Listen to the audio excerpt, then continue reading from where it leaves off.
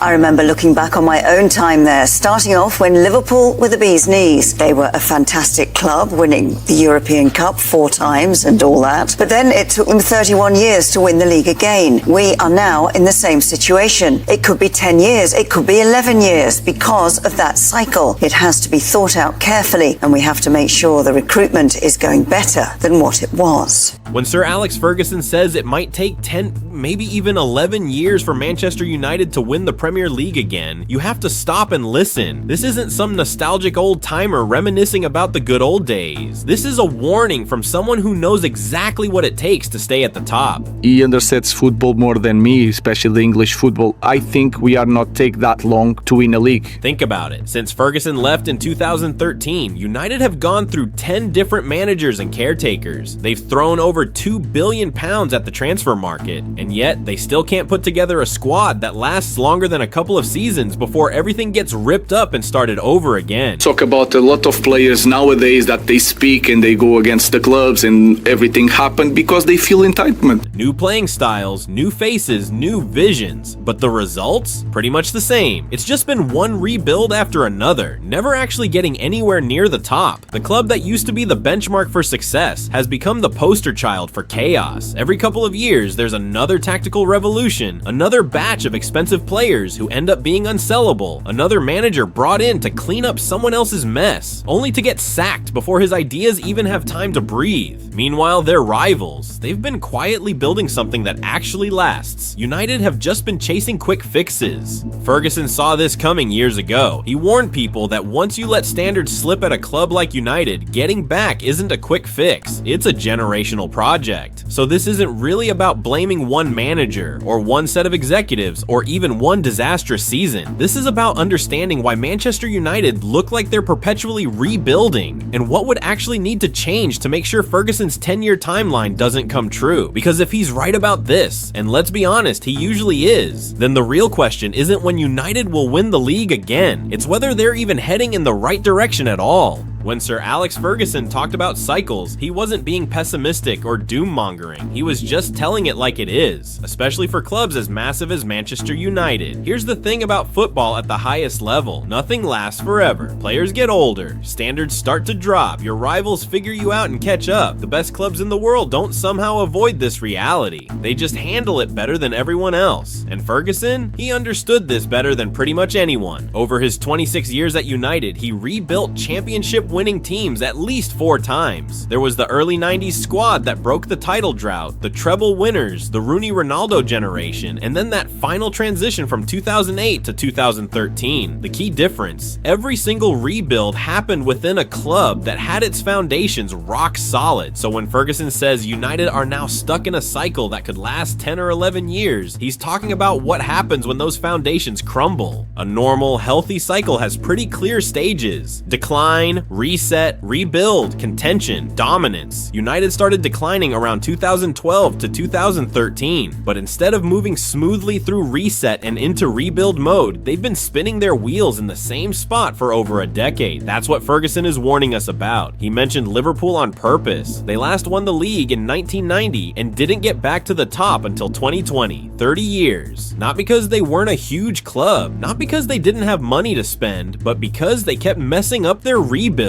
They'd start something, then abandon it halfway through. The identity of the club kept changing. Sound familiar? The numbers tell the story pretty clearly. Since Ferguson retired in 2013, United haven't put together back-to-back seasons where they genuinely challenged for the title. They finished outside the top 4 more times than they finished in it. Not a single manager has been given enough time to actually build a squad that fits one clear vision. A cycle becomes a trap when you're only thinking about the next few months instead of the next few years. Under Ferguson, United always planned ahead. They'd sign players before the current ones declined. Veterans were eased out gracefully, not desperately held onto. The standards in the dressing room were non-negotiable, and when something wasn't working, Ferguson would tweak it without burning everything down. Post-Ferguson United, they've done the complete opposite. Every time a new manager comes in, it's essentially starting from scratch. Different tactics, different types of players, different training methods, different dressing room culture. Instead of one long-term rebuild, United have had multiple rebuilds all crashing into each other, and none of them have been allowed to actually finish. That's how a 5-year project turns into 10 years. Then more. Ferguson's quote wasn't him being emotional or bitter. It was just cold, hard analysis. He knows that once you lose the elite level habits, the pressing, the squad balance, the smart recruitment, the accountability, it takes years to get them back. Not transfer windows, entire seasons. And at Manchester United specifically, every failed rebuild doesn't just waste time, it makes everything worse. The pressure keeps building, expectations keep rising, while progress stays flat. Managers panic and make desperate decisions. Players feel the tension and play tight. Mistakes snowball. That's how a football club gets stuck. This is why Ferguson didn't say next season or with the right appointment. He's thinking in decades, not months. When Sir Alex Ferguson retired in 2013, Manchester United didn't just lose a manager, they lost the person who basically was the football operation. What came next wasn't just a string of bad hires, it was something way more damaging. Constant whiplash. Every couple of years, the entire philosophy of how United should play football got torn up and started over. From 2013 until now, United have cycled through 10 managers and caretakers. That number is shocking on its own, but the real problem is how wildly different these managers were from each other, and what each one demanded from the squad they inherited. Let me walk you through it. David Moyes came in first, brought in specifically for continuity. He was supposed to be the safe choice. A British manager who understood the league, someone who could steady the ship. His record across 51 games was 27 wins, 9 draws, 15 losses. That's a 52.9% win rate, which doesn't look disastrous on paper. But football isn't just about numbers on a spreadsheet. It's about identity, belief, how the dressing room feels, whether the tactics actually make sense. Moyes inherited a squad that had just won the league, players used to Ferguson's flexibility and in-game adjustments. Then he tried to impose this rigid, ultra-structured approach without having any of Ferguson's natural authority.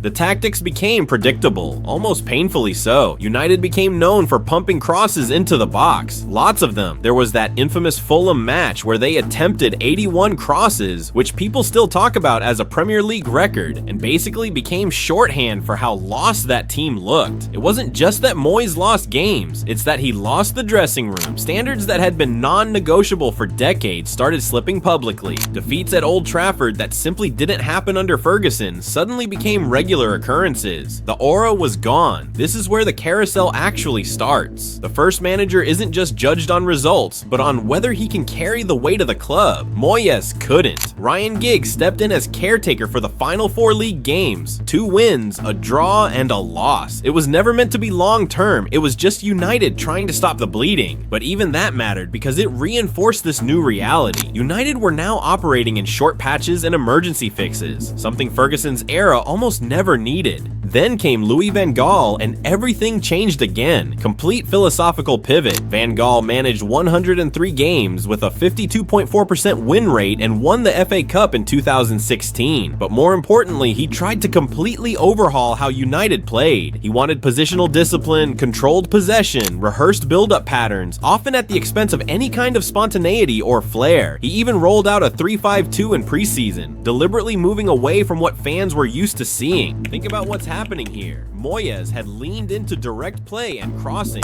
Van Gaal wanted the exact opposite. Structure, careful possession, methodical control. So the squad had to morph again, this time toward players who could handle strict positional roles and slower build-up. The problem? United became harder to beat, sure, but they also became toothless. The football was sterile. Possession without any real cutting edge. And when a club like Manchester United stops being a threat going forward, Old Trafford gets impatient fast. Another reset.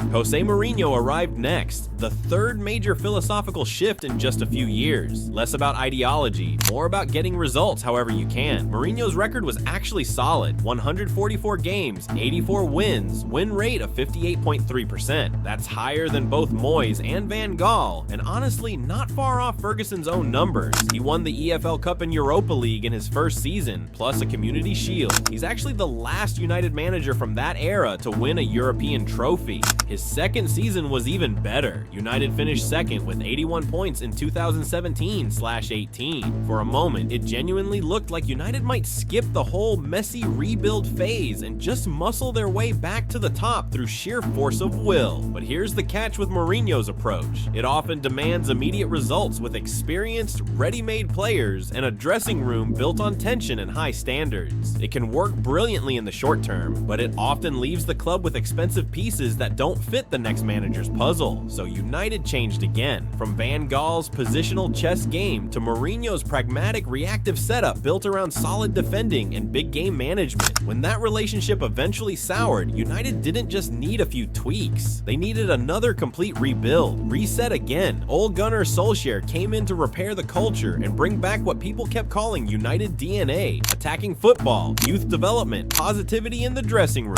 Ole managed 168 matches with 91 wins. His United were most comfortable as a counter-attacking team. Quick, vertical moves, pace out wide, punishing teams on the break. Ole himself talked openly about how United's tradition was built on pace and power, not trying to copy Guardiola's possession style. Here's something genuinely impressive from that era. Under Solskjaer, United went on a 29-game unbeaten run away from home in the Premier League. That run finally ended with a 4-2 loss at Leicester in October 2021, and it's actually a record. That stat tells you everything about what Ole's United were good at. Dangerous away from home, comfortable without the ball, lethal when given space to exploit. But it also shows the fundamental problem. Counter-attacking football can rack up plenty of wins, but titles require something more. You need to control games week after week, at home and away, against teams sitting deep and against elite pressing sides. When results started dropping off, United were left with yet another mismatched squad. Some players suited to counter-attacking, some built for possession, and no clear tactical blueprint that everyone bought into. Reset again. Michael Carrick took over briefly after Ole and went unbeaten in 3 games. Wins over Villarreal and Arsenal, plus a draw at Chelsea. Small sample size, but it reinforced the pattern. United were now living in spells, not eras. Ralf Rangnick arrived next as this professor figure, someone who supposedly understood pressing systems, recruitment, structural problems. His preferred 4-2-2-2 and pressing principles got discussed constantly. The language was all about intensity, winning the ball high, playing on the front foot. But here's the thing, Rangnick's tenure was never set up like a real managerial appointment. He could diagnose the problems, and he did, quite publicly, but he couldn't actually implement long-term solutions because the club wasn't fully backing him. When you bring in a coach whose entire philosophy is built on automatisms, pressing triggers, coordinated movements, but you don't give him the time or squad control to actually build it, the result is predictable. A few decent performances that show the concept, then it all drifts away. Reset again. Erik ten Hag represented yet another turn. Detailed coaching, automatisms, controlled possession with organized pressing. Closer to what modern elite teams actually do. His Premier League record was 44 wins in 85 games, 51.8% win rate. But in the cups, he was genuinely good. He won both the EFL Cup in 2023 and the FA Cup in 2024. Across both domestic cup competitions, he won 17 out of 21 matches. Europe was a different story entirely. United won just 9 of 21 European matches under him. In the Champions League specifically, 1 win in 6 games. Brutal. Here's a stat that's almost hard to believe. 7 of his 27 Premier League defeats came via a goal in the 99th minute or later. And get this, 7 of United's 9 all-time Premier League goals conceded after the 90-minute mark happened in just his 85 league games in charge. That's not normal variance. That's not bad luck. That points to something structurally wrong, whether it's fitness, mental fragility, or tactical setup collapsing late in games. Ten Hag also became the fastest United manager to reach 20 wins, doing it in just 27 games. So you've got this complete paradox: strong cup performances,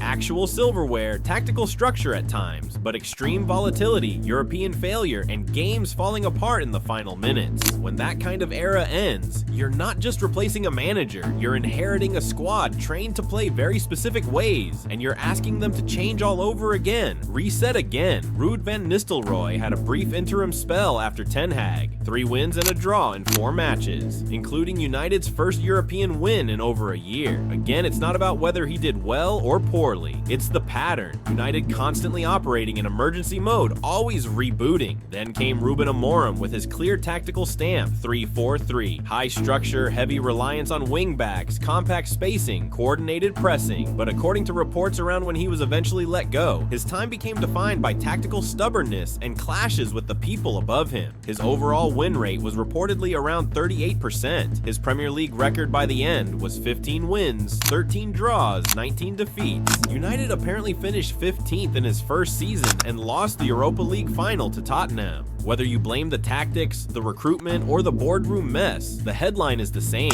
United changed manager again, meaning another tactical system, another squad overhaul, another project that gets abandoned before it has a chance to actually build momentum. Here's what really matters when you look at all of this together. Every single manager arrives speaking a completely different footballing language. Cross-heavy directness, positional possession, pragmatic control, transition football, pressing theory, coached automatisms, back 3 structure, youth focus, experienced players, hybrid squads, temporary fixes, new rebuilds. Each shift demanded completely different types of players, different fullbacks, different center back requirements depending on whether you're playing a high line or sitting deep, different midfielders, some need to resist the press, others need to win the ball, others need to control tempo, different strikers, target man, presser, channel runner, and even when United actually won things under certain managers, Mourinho with his trophies, Ten Hag with his cups, those wins didn't lead to any kind of continuity because the club never stuck with the same blueprint long enough for recruitment to become coherent. That's how you end up spending a decade and over £2 billion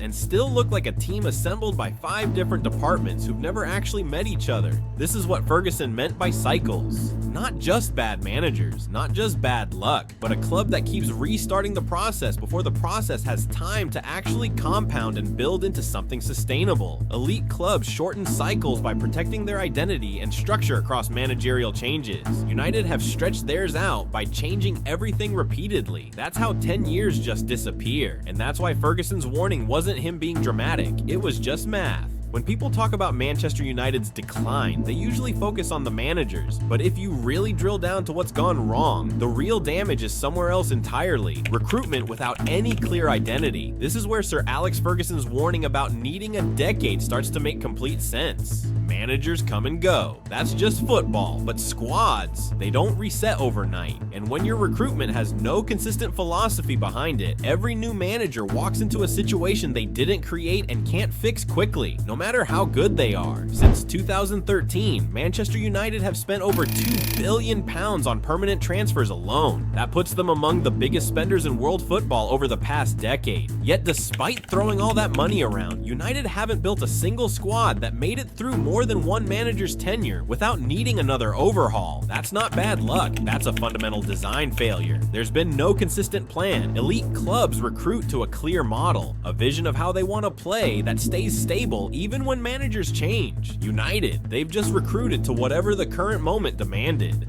Each new manager brought a completely new shopping list, new formations, different physical requirements, different pressing systems, different ways of building attacks. And instead of protecting some kind of long-term squad profile, United just let recruitment swing wildly depending on who was in charge. Under Moyes, they went for experienced, reliable players. Under Van Gaal, they chased technical players who could handle positional play. Under Mourinho, things shifted older, more physical, more we need to win right now. Under Solskjaer, it became all about pace and transition. Under Ten Hag, they wanted ball-playing defenders and structured midfielders who could follow automatisms. Under Amorim, suddenly wingbacks and system-specific roles became essential. These constant swings matter because players don't exist in a vacuum. A center back who's great in a low block can struggle massively in a high line. A midfielder bought for counterattacks will look lost when you ask him to control tempo. A winger signed for freedom becomes ineffective when you stuff him into strict positional zones. United just kept stacking incompatible pieces on top of each other. Here's a brutal truth about modern football. The more often you change your tactical direction, the more money you burn. United's recruitment since 2013 has been characterized by high transfer fees, long contracts, and shockingly low resale value. Once a player stops fitting the current manager's system, They don't just disappear, they sit on the wage bill, they block pathways for younger players, they mess up the squad balance. By the early 2020s, United had one of the fattest wage bills in Europe, but they were constantly carrying around multiple center backs suited to completely different defensive styles, midfielders with overlapping but incomplete skill sets, and attackers recruited for entirely different game models. That's not squad depth, that's just congestion. And congestion kills rebuilds because it forces managers to make compromised selections instead of optimal ones. Another massive problem has been the constant panic buying and short-term fixes. Rather than building squads 2 seasons ahead like proper elite clubs do, United have repeatedly just reacted to whatever crisis was happening right in front of them. Injury emergencies, tactical gaps that get exposed mid-season, managers under pressure demanding something to fix it now. These panic moments produce stopgap signings, players brought in to solve one specific problem with zero consideration for whether they'll still make sense in the next project. The consequences pile up fast. Players signed for one manager become dead weight under the next one. The squad's age profile gets completely uneven. Leadership groups fracture because the turnover never stops. When Ferguson rebuilt his teams, he phased players out gradually and thoughtfully. United replaced that patience with constant urgency, and urgency almost never builds dynasties. United's spending has been absolutely massive. Their squad efficiency, not even close. Over multiple seasons, analysts have pointed out that United's cost per point has been among the worst in the Premier League's Big Six. In plain English, United have consistently paid elite prices for decidedly non-elite output.